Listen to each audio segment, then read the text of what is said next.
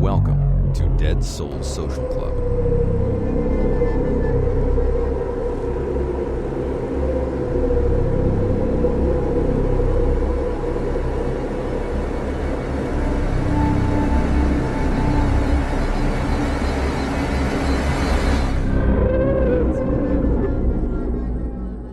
If you enjoy our show and you find our research interesting, please leave us a 5-star review on your chosen podcast platform. Something that small really does go a long way in helping us out. You can find more about us and the research that we do by heading over to Instagram and searching our name. As always, thank you so much for joining us tonight.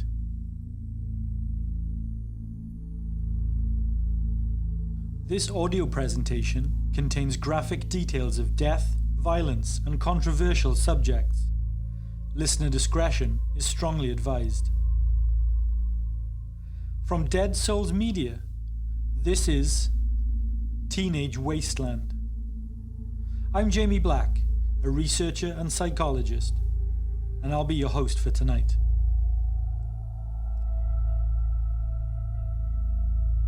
So, I'll cut to the chase. This episode is not sunshine and flowers.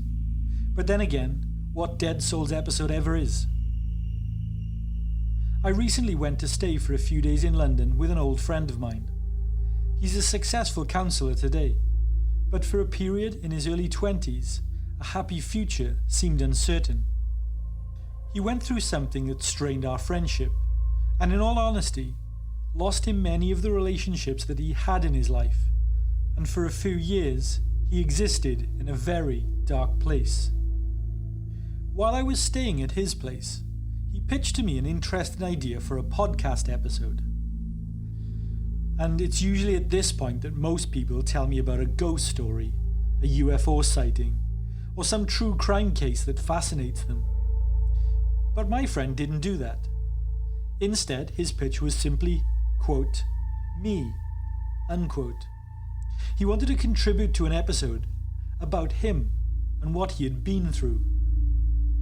I liked the idea right away, and I said I'd produce it absolutely, but on one condition, that he wrote it. So here in all its glory is that episode by my good friend Jack Clements.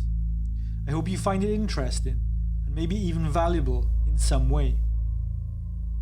Before we begin though, and for purposes of clarity, whilst these are Jack's words, the narration will be me. It's somewhat awkward at the offset, given that he makes reference to me at the start. However, I'll push past that, as I really want to share this story. Also, whilst we had considered using an actor to voice Jack in this episode, we felt that ultimately an entire episode of a stranger's voice might make the episode stand out as different in some way, or project a different tone to normal. And Jack, well, Jack is, shall we say, radio shy. So here I am. Anyway, let's get into it. These are Jack's words and Jack's story. I'd like to title this episode Teenage Wasteland. My name is Jack Clements. I met Jamie Black at the University of Cardiff, where we were both studying psychology. Jamie was a few years older than me, but we definitely connected on the same level.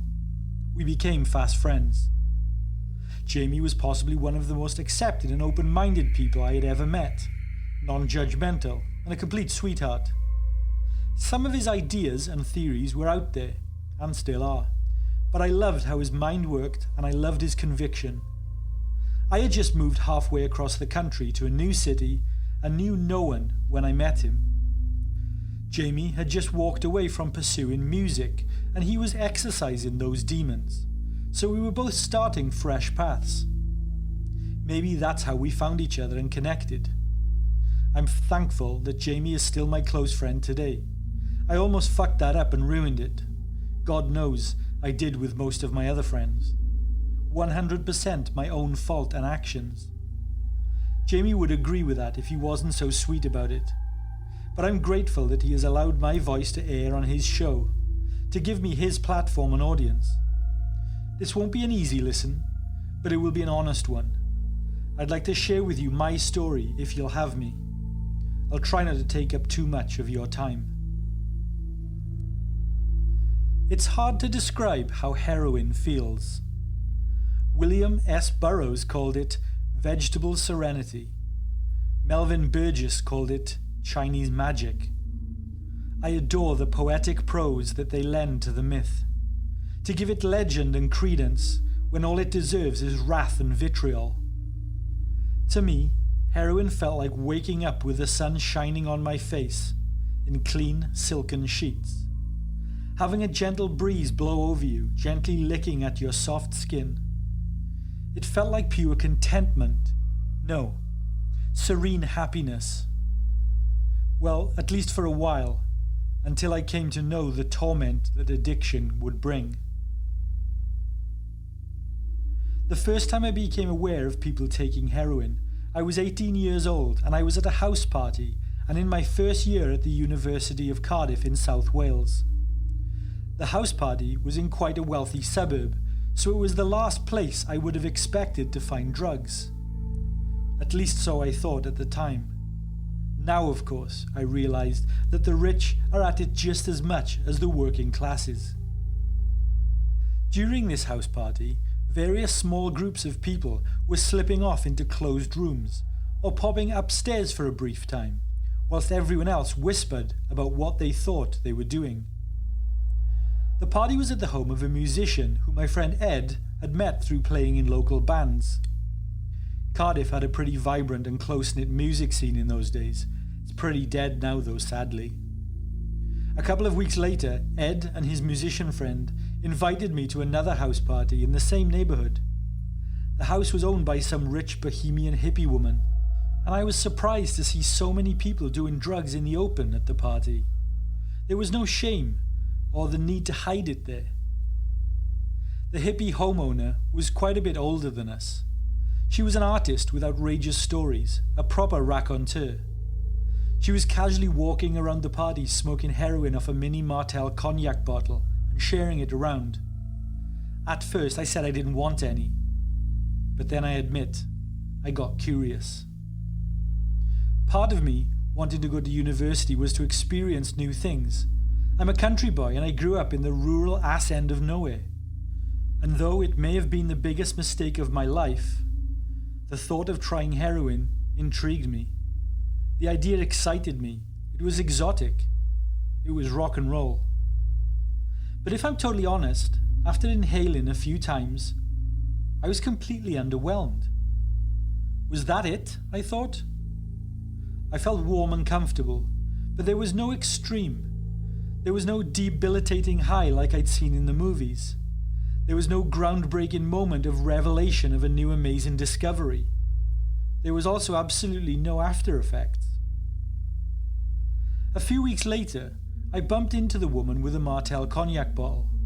I offered to do a favour for her to help her out. As a thank you, she offered me a tiny bag of heroin. I declined it initially. I said I didn't want it. I wouldn't do anything with it anyway. I tried it, and I thought it was pretty boring. But she told me to take it as a gift. To be polite, I did. The little baggie sat in my room for a month or so. I didn't even give it a second thought. But one night, I finally opened the bag with a close friend of mine. We orchestrated what we thought was a magical, poetic experience. We lit candles and set an ambience with some vintage records. We smoked it, and I vomited at first. But I persevered, smoking small amounts throughout the evening, talking and talking until the early hours. The next day, I didn't think about it all that much. It was an out-of-the-ordinary experience, sure, but I had university and work to get back to. The rest of the bag of heroin sat in my room. But the following weekend, there was not much on, so I invited my friend back to hang out and smoke again. Like having some cocaine on a night out or smoking weed at a friend's house, this would be something I only did now and then with certain friends, I thought. How dangerous could this stuff actually be? I thought to myself.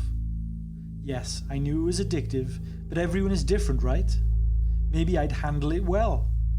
I deluded myself into thinking that as heroin was originally sold legally in pharmacies to treat coughs and even given to children, that it can't be as bad as all the scary stories I had heard. So when the bag ran out, of course I replaced it. It was cheaper than cocaine and alcohol. £10 could have me high for 2 days. Slowly, I was getting more of the drug, more from the experience, and I began to appreciate the lure. Soon I was getting it regularly, mainly through friends at that point. But I noticed that each time I took the bag off one of them, they had stolen from me a little bit more, giving me less than they should. So I started to seek it out on my own from dealers who I'd previously bought weed or coke from. As I began to buy it for myself, it also became less and less a social thing. It grew into something I would do on my own. My friends were staying in a lot, studying for our end-of-year exams, and I pretended I was doing the same. But in reality, I was just getting high night after night. I was smoking heroin 3 or 4 times a week. That bitter smell of vinegar that whet my appetite before I escaped into the night. I was by now feeling the full high of the drug too. And the worst part was that I was entirely functional. A chippy, we used to call them. Fully functional members of society with a job, commitments, a social life, paying rent and bills, all while maintaining a crippling drug habit that others couldn't see. I found it easy to study and go to lectures with no hangover and no come down. Literally 0 repercussions, I thought. I was getting good grades on my university work. My performance at work was unhindered. I thought of heroin as my treat, if anything. I told myself I was being good because I wasn't going out all night and because I could, control my habit, rather than it control me. I wasn't addicted, I tell myself, just indulging myself. I'll stop when I need to. When I get bored of it, I'll just cut it off. Without the guilt and regret that a hangover can bring, I didn't notice the side effects of my habit creeping up on me, building up under the surface. I had a permanent cold, and I felt a lot more emotional than I usually did, but I thought it was just the stress of my job and university. Plus, it was winter. Everyone had a cold, right? Students pass that shit around anyway. When my girlfriend pointed out that I was going through withdrawal, that shocked me a bit. It was the first acknowledgement that I might have a problem, but it was someone else who could see it in me. I thought I was hiding it well. So I decided to take a break for a couple of weeks, promising myself that I would get clean and reset to 0. Although stupidly, at the back of my mind, and even though I would have denied it at the time, even to myself, I thought if I reset to 0, then I can start again a short while later, as if starting it for the first time once again. How stupid. I lasted less than 10 days before I gave up and started smoking H again. This time, however, something had changed. My tolerance levels had increased, and within just 2 months, I started to experience the first symptoms of full withdrawal in between smoking hits. The withdrawal was so painful that I began to worry that I could no longer stop. I panicked. I tried researching online to find other people who had experienced something similar, like not being alone or not being the first to feel this way. Both of those would comfort me a little. What I found, though, I was quick to dismiss. It felt irrelevant to me. It was either help for addicts or forums where people compared the best dealer in their local area. Neither of these people were me, I thought. I even scrolled through one page about getting support for addiction and remember thinking how bad I felt for those people, how awful the drug must be. And this was literally me. I was looking for help and understanding whilst being in denial at the same time. Who the hell was I? What the hell had I become? I kept reasoning with myself that I didn't have a problem because, I was functioning. I was handling this shit. But in all reality, and looking back, I was an average, normal, just like everyone else, drug addict, completely under the thumb of my vice. This idea was reinforced by the fact that while the rest of my friends worked in bars and retail at this time to support their studies, I had a great job working for an events management company. I was making good money, but wasting it just as fast as I earned it. I blew up to £1,000 each week. That's about $1,300. This was just on drugs, on heroin. I started smoking it in secret at work in the bathroom or out the back of the office. I'm lucky people generally don't know what H smells like. I even found a backup dealer near my office in case I needed an emergency hit. Just like you do. I think the first time things impacted my job was when I was at a party that I had organised. It was a professional event for a client, and I started to feel sick. I knew I wasn't poorly though. I knew what it was. I ran outside to try and find a dealer on the street, but I couldn't. With no fix to make me feel better, I had to tell my boss that I was sick and get a cab home and wait for the drugs to arrive. It kept going this way for a while. I started to stay high around the clock while I worked, borrowed money from people and sold my belongings on eBay, while jumping from living situation to living situation. When I tried to engage with my friends, there was a lot of backlash from them. Friends who I had abandoned, not seen in months, and paid no mind to. Their hostility towards me for not having been around much quickly turned to suspicion and fear. They tried to intervene, to ask what was wrong with me, but I was so used to lying that I managed to talk my way out of any real confrontation. And besides, they had lost all trust in me by this point. I began avoiding my old friends altogether and only making time for other people that had managed to convince themselves that heroin was no big deal. My only friends left were drug friends. It was more convenient that way, and if it started to feel lonely, well, then I would just smoke until I felt nothing.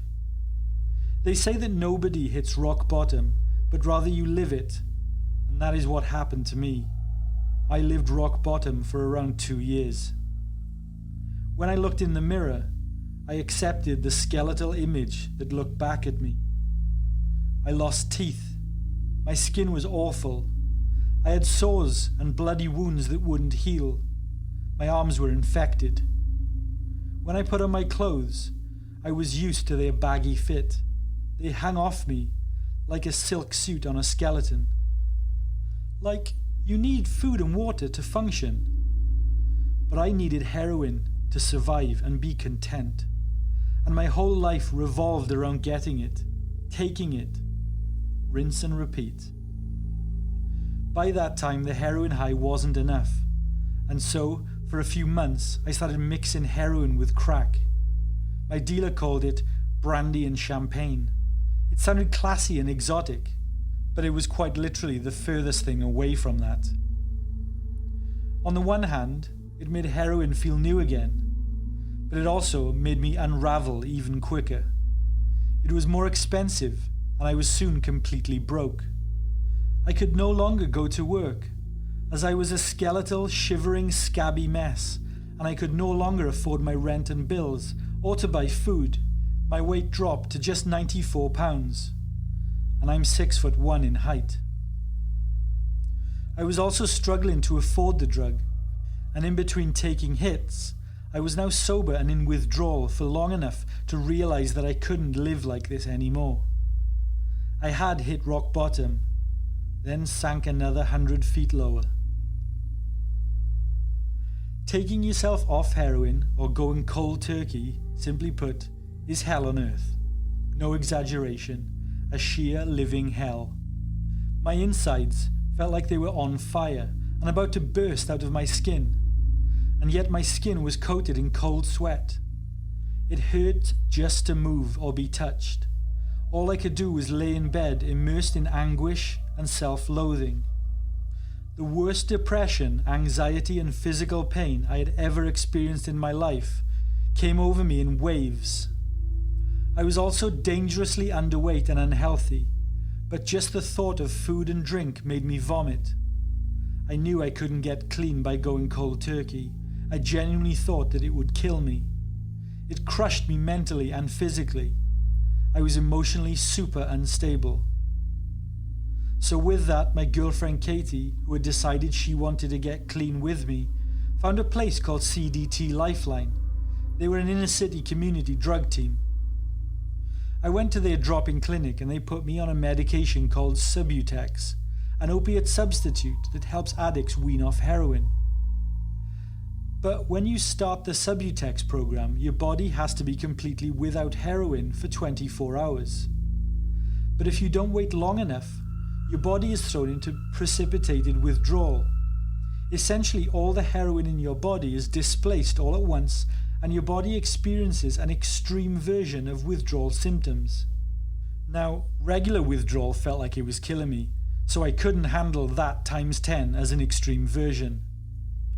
But I tried several times and I could never make it the full 24 hours without heroin.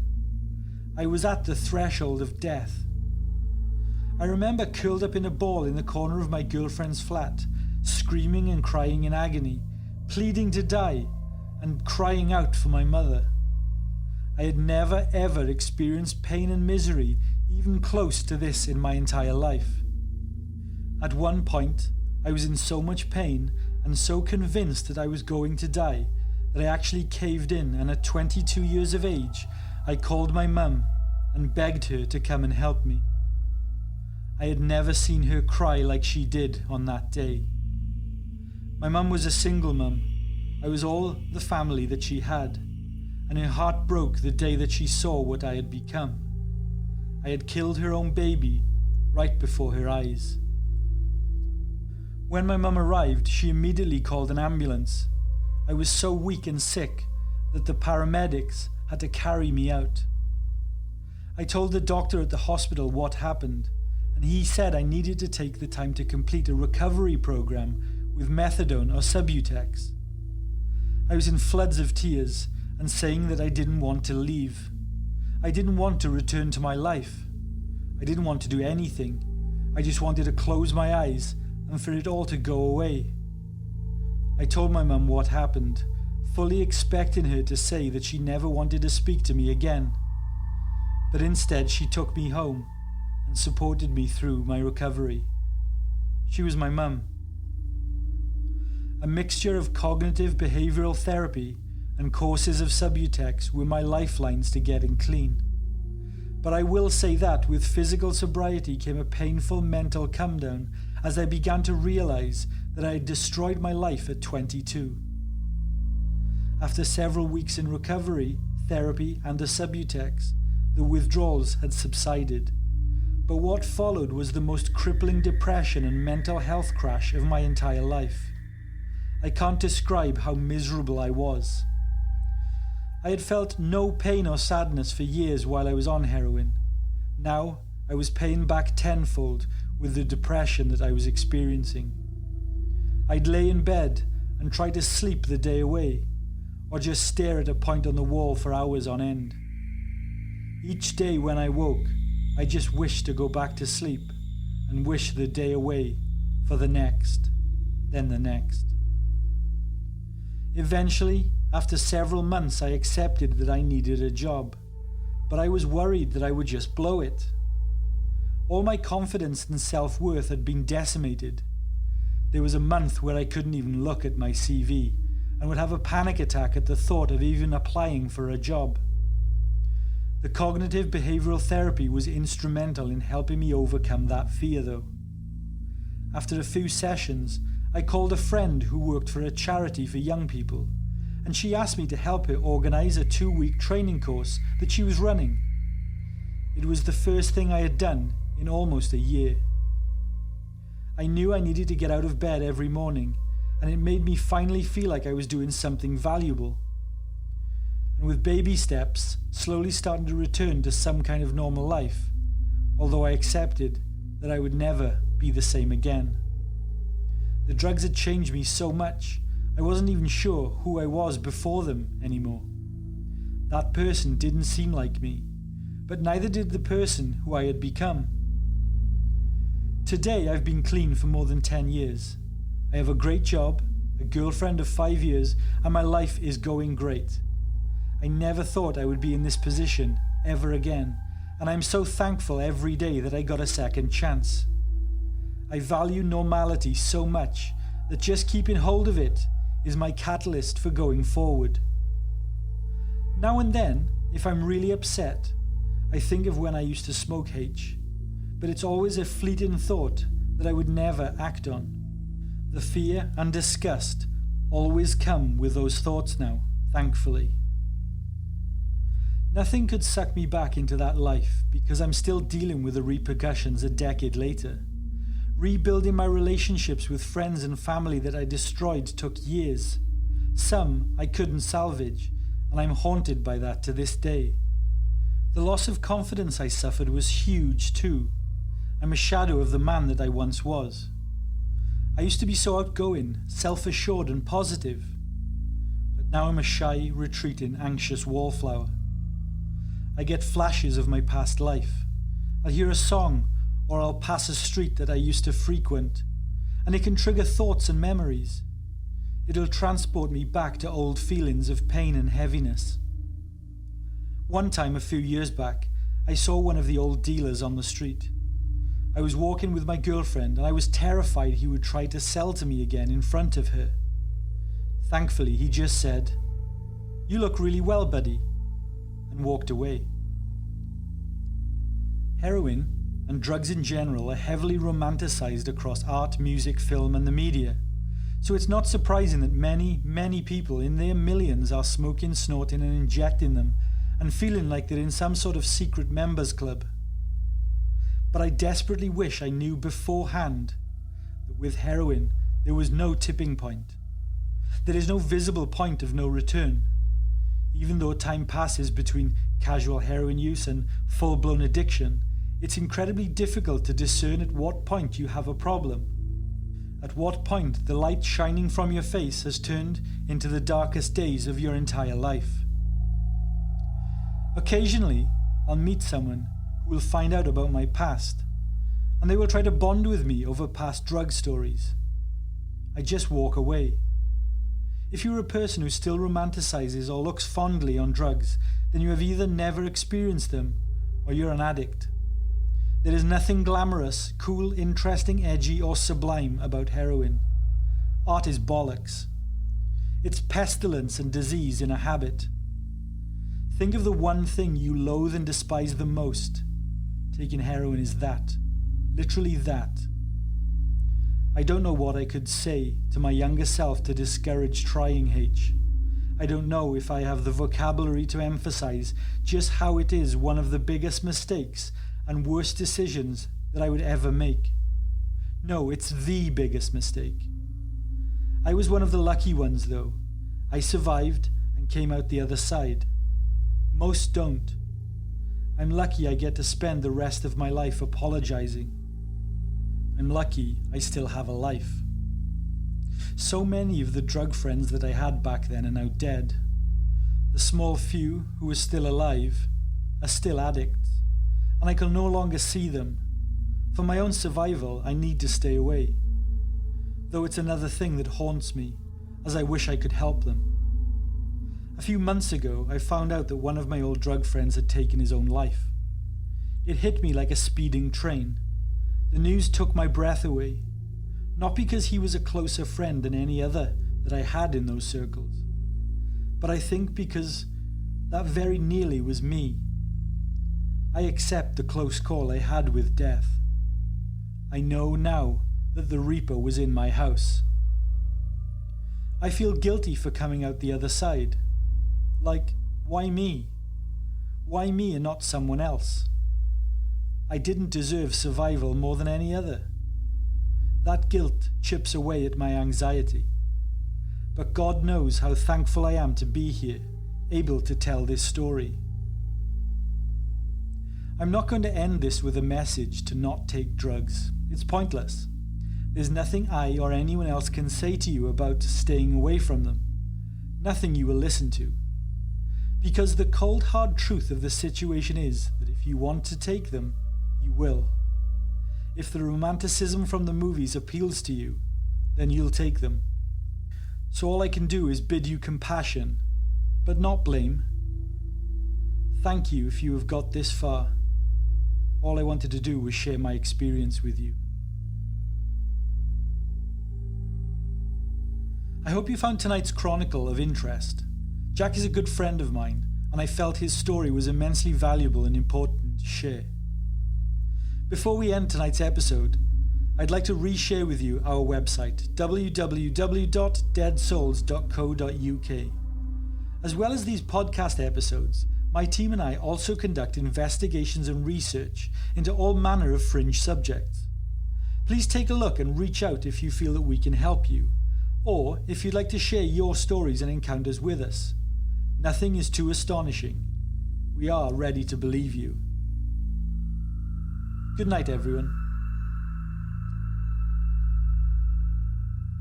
Thank you for taking the time to listen to our show tonight. Be sure to leave us a 5-star review on your chosen podcast platform and subscribe to our show so that you never miss an episode.